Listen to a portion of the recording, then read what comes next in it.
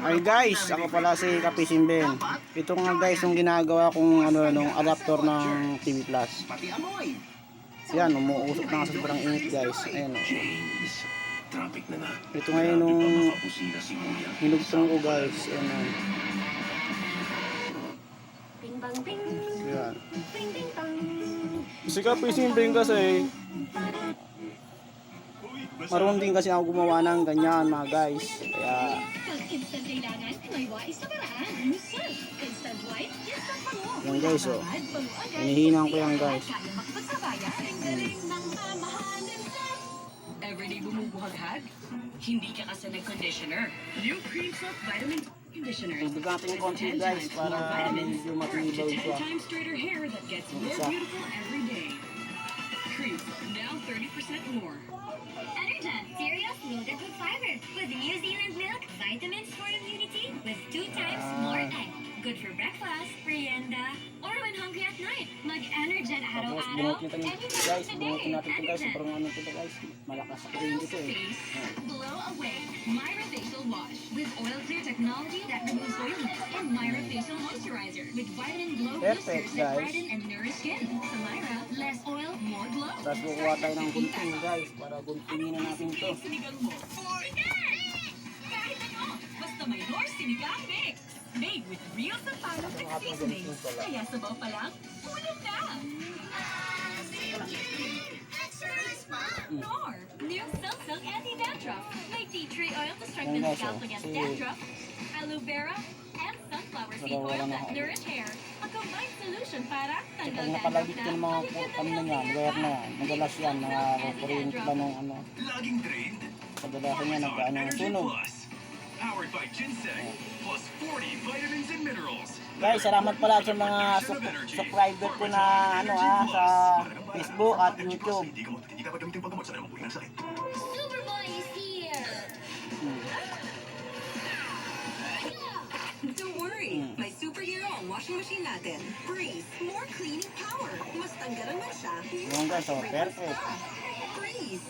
Tired of underarm dark marks? There's a serum for Meron, that. kakabit It's natin a dito Dove guys. New Dove deodorant Ito serum guys, meron with sa 3% kanto. niacinamide and Huwag mong 10 times pipilitin ka kasi meron siyang meron siyang parang For even level. toned and radiant underarms. Oh, di na ibabalik natin yung sarili niyang parang bago pa rin. Ngayon guys, susubukan ko yan sa TV ko para kung gagana ng adapter. Aksidenteng na itapon sa basura.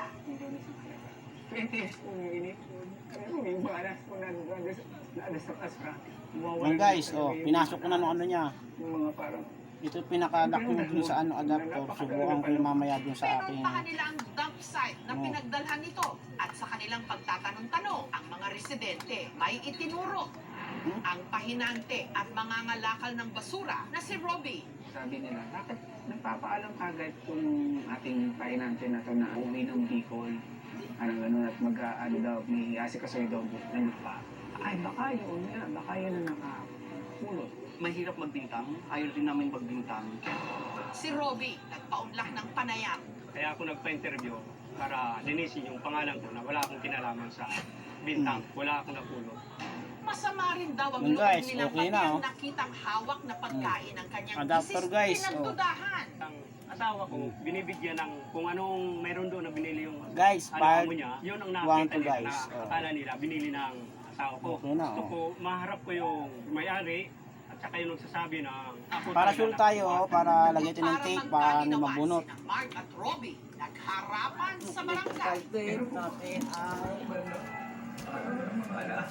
Kung yan ay tatanong ko, Ito guys, oh, yung electrical tape na parang nauubos na rin. ginamit ang basura, umaga. Pero ano makukuha?